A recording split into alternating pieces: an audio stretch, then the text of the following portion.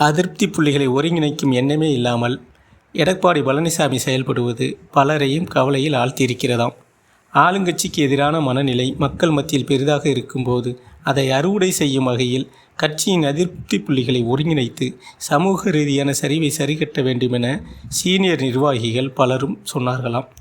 எடப்பாடியோ initial புள்ளி இருவரையும் எடக்கானவர் புறந்தள்ளிவிட்ட நிலையில் சின்ன தலைவியாவது கட்சிக்குள் கொண்டு வருவார் என எதிர்பார்த்தார்களாம். இப்போதைக்கு அவர் கட்சிக்குள் வர வேண்டாம், வரும் தேர்தலில் எந்த கோரிக்கையும் இன்றி அவர் நம்மை ஆதரிக்கட்டும், தேர்தலில் வென்ற பிறகு அவருக்கு உரிய மரியாதையை செய்வோம் என்கிறாராம் எடப்பாடி பழனிசாமி.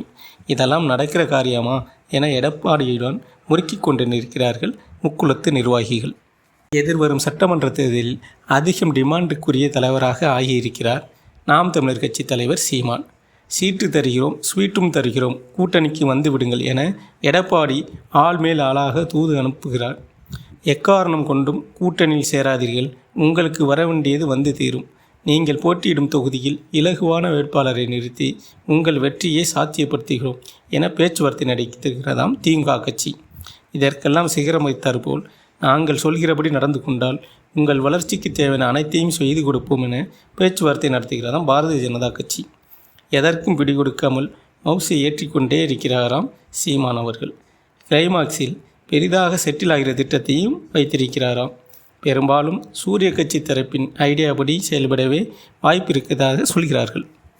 துணை ஜனாதிபதி தேர்தலில் தமிழகத்தின் ஆளும் தரப்புக்கு சமத்தியாக செக் வைக்கும் வகையில் வேட்பாளர் நிறுத்தியிருக்கிறது பாரதிய ஜனதா கட்சி. அதற்கு தக்க பதிலடியாக தமிழகத்தில் இருந்தே போட்டி வேட்பாளரை நிறுத்தியிருக்க வேண்டும் என பலரும் ஆலோசனை சொன்னதை தனிக்கதை.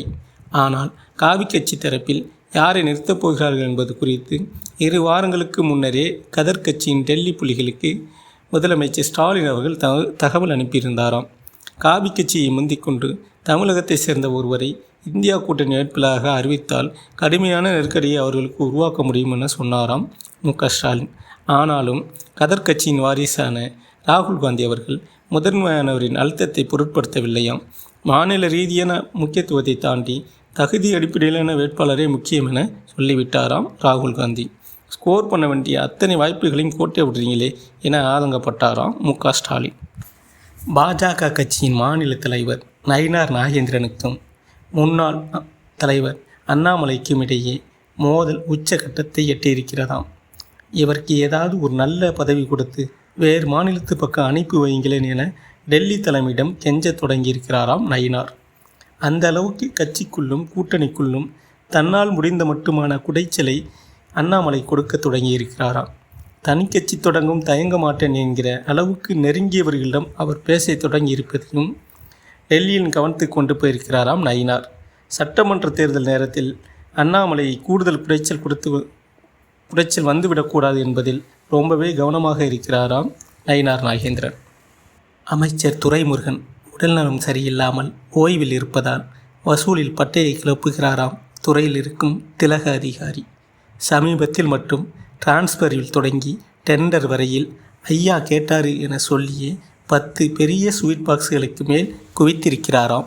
எடப்பாடி பழனிசாமியை சீனியர்களே தொடர்பு கொள்ள முடியாத அளவுக்கு ஒரு திரையை போட்டு வைத்திருக்கிறாராம் எடப்பாடி பழனிசாமியின் உறவினரான பெருமாள் பிரமுகர்.